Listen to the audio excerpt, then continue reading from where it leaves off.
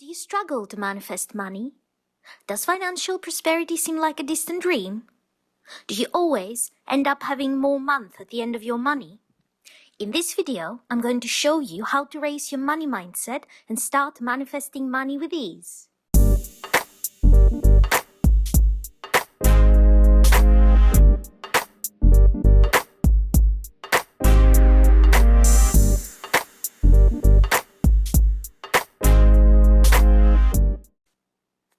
What's up, superheroes? Welcome back to my channel, the place where we make the impossible possible.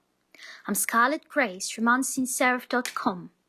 I'm a manifestation coach, and today's video is all about manifesting money and elevating your money mindset. If you're new here and you want to learn how to manifest any desire fast with the law of attraction and Neville Goddard's teachings, then start now by hitting the subscribe button and the bell icon, so that you won't miss any video that could change your life. And if you need some extra help or my personal advice for your situation, email coaching is now available. You'll find the links in the description below. Alright, so let's talk about money. The first thing you need to know is that manifesting money isn't different or harder than manifesting any other desire you have. If you know how to do imagining sessions, or use affirmations, or scripting, or any other manifestation technique, you can use these to manifest anything, including money. The secret to manifesting anything, though, is to be able to imagine the kind of person you would be if you already had your desire, and to be able to fully step into this new version of yourself. And this is where most people get stuck, especially when it comes to manifesting money. See, every person has a set point when it comes to money. This set point is like an inner thermostat that switches on when you have too little money and you need to start fretting and working hard to get more, and switches off when you have enough money so that you can stop worrying and working hard to acquire more. Here's where it gets tricky though. If growing up your family didn't have a lot of money, then this set point or inner thermostat is programmed to switch off way below the income level you probably want right now. This makes total sense because your money set point is directly connected to your identity, who you think you are, and what you believe is normal for you to have. If you're a multi-millionaire and you're used to making at least 1 million a year, for example, this is your set point. If suddenly you start making less and you end up making only 500,000 this year, then your inner thermostat will turn on to alert you that you're below your set point, and you will do everything in your power to get back to your set point.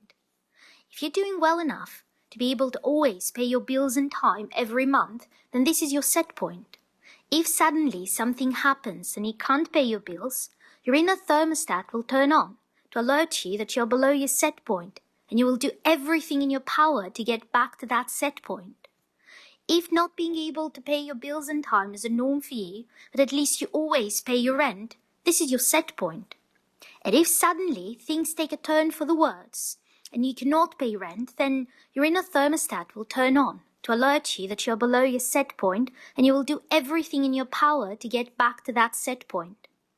So no matter what your set point is, when you go below it, all the alarms go off, and you do everything in your power to return to your set point. But here's the other thing, that all of these cases, the millionaire, the relatively stable financially person, and the perpetually broke but able to pay rent person, here's the thing that they all have in common. In all three cases, once you get back to your set point, the alarms turn off and you stop trying to do better financially. The millionaire will do everything in their power to get back to making roughly 1 million per year, and when they get there, they will relax, because this is their set point. This is their normal. The person who is relatively well off will do their best to get back to their former financial state where they can pay all their bills in time every month. And once they get there, they will relax. The perpetually broke person will do everything they can, anything in their power, to be able to afford rent once again. And when they get there, they will relax. And that's because the set point acts like a rubber band. It doesn't just pull you up towards it when you fall below it. It also pulls you down towards it if you exceed it. That's why there are some people who are millionaires lost everything and recreated their fortune from scratch in just a few years. There are people who have done that like 5 or 6 times in their lifetimes. No matter what happens, no matter what financial disaster happens in their lives, they just create it all from scratch again because that's their set point. And that's also why there are some people who are always broke and then they won the lottery big time, and a few years later, you see that they're as broke as they were before winning. The set point will always pull you towards it and towards what you think is normal for you, whether that normal is something you enjoy or not. But here's the good thing. Set points aren't supernatural forces that you can't beat or anything like that. Your set point is determined by your beliefs around money. Just that. If you change your beliefs, you can raise your set point. And you won't just prosper financially, you will be a new person with a higher set point that will always be pulling you towards that higher level of income automatically. Just like your old set point was pulling you down automatically and keeping you stuck and broke. So let's find your current money set point, and then I'm going to tell you what you can do to change it. To find your current set point, here's what you need to do. First of all, what is the bare minimum of incoming money you could accept having right now? For example, let's say you're looking for a job, and that job is going to be your one and only income. What's the lowest salary you would agree to? The number you wouldn't be willing to go any lower than? Like, no matter what, you would just turn down the job even if you had no other opportunities. What is that number? Got it? Okay, great. Let's move on. Now take that number and start adding to it. I don't know how high or how low your initial number is, so start adding to it in either $10 increments or $100 increments or $1,000 increments, depending on what makes sense in your case. Of course, if you're from another country, then adjust the amounts and the numbers to what makes sense in your currency. Let's say, for example, that your bare minimum amount is $2,000 per month, and you will be adding to your amount in $1,000 increments. So, add 1,000 to your bare minimum number and check how this feels. How does it feel to you to be making $3,000 per month? Is it comfortable? Does it feel normal? Does it feel pretty okay? Are you excited? Then add another 1,000 and again check how you feel. Keep adding until you reach an amount that suddenly feels uncomfortable for some reason. This may be a physical feeling of constriction or weight or worry, or it may be a thought in your head. For example, wow, I can't even imagine how much the people who make that much money pay in taxes. Or, this is ridiculous, there's no way I could ever make that much money. Or something like that. Did you reach that uncomfortable amount? Then congratulations, my friend. You have found your financial ceiling. Your set point is an amount somewhere between the last comfortable amount and the final amount. So if the last comfortable amount was, say, $8,000, and when you got to $9,000 you started feeling uncomfortable, your set point is somewhere a little bit above 8,000 right now. Now here's how to figure out what limiting beliefs are keeping you at that set point. Now that you found the amount where you start feeling uncomfortable, add a few thousands to it so it gets really uncomfortable. Then grab a piece of paper and write down all the reasons why it feels uncomfortable or unattainable to you. For example, that's too much money. Money doesn't grow on trees. I have to work 6 jobs to ever make that much money. Dealing with taxes for so much money would be a nightmare. No one can make that much money without a college degree. And unfortunately, I don't have one. No one can make that much money unless they're ruthless and don't care about the consequences their actions have for the lives of others. You can't be making that much money and still be spiritual. Rich people are evil. The Bible says that rich people will never get into the kingdom of heaven. If I start making that much money, then I'd constantly worry that someone would rob me. What if I made that much money and I could finally relax, but then I lost it all? Wouldn't it be worse than never having that much money in the first place? I don't deserve that much money anyway. Something else you also need to look into is this. Most people believe that money changes people. And they're right. If you're struggling financially, then the person you are right now cannot ever be rich. You literally have to become a different person in order to manifest the life you want.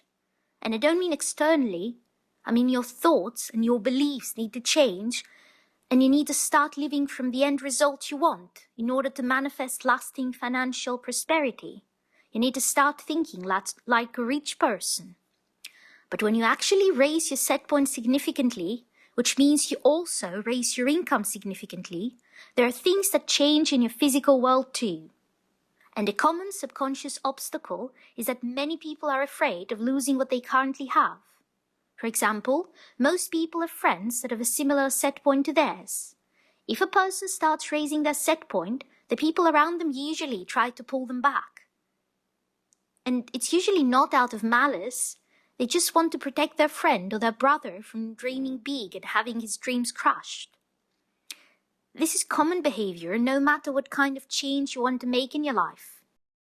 Remember, the new financial set point you want is an area where your old self is out of his or her depth, which makes it very, very sensible and logical for the people around you to assume that you're out of your depth and they need to pull you back, right? It's to protect you. In a future video in this series, I'm going to talk to you about the best kind of imaginal scene you can create to not only raise your money mindset and manifest money, but to also ensure that your friends and your family and everyone you love will still be there and love you and be proud of you and be inspired by you and be supportive of the changes they see in you. But for now, let's dive into those fear of change type of beliefs, because you need to get them out of the way if you have to raise your money mindset. So, a few very common subconscious fears people have around becoming rich are: my friends won't like me anymore and will abandon me. Everyone will be asking me for money, and I will have no choice but to give it to them, so I won't get to enjoy my money. If I have enough money, I'll move to a better area of the city, but even though it's crappy here, all my friends are here, and if I move away, I won't be able to hang out with them regularly anymore. In movies, rich kids are spoiled and obnoxious. I don't want my kids to become like that. After you've found all the reasons why you can't have that much money and all the reasons why it would be bad to have that much money, it's time to start raising your money mindset. Take each statement and turn it into a new, positive statement. Also, spend a few minutes thinking what you would actually like to see manifested in your reality when it comes to money. Remember, you're a god. You are God of your own reality.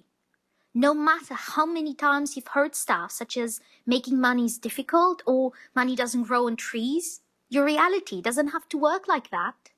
You decide what happens in your reality so you can make new rules that work for you. For example, you can decide that the less you work, the more money you make, or that the more money you spend, the more money comes back to you.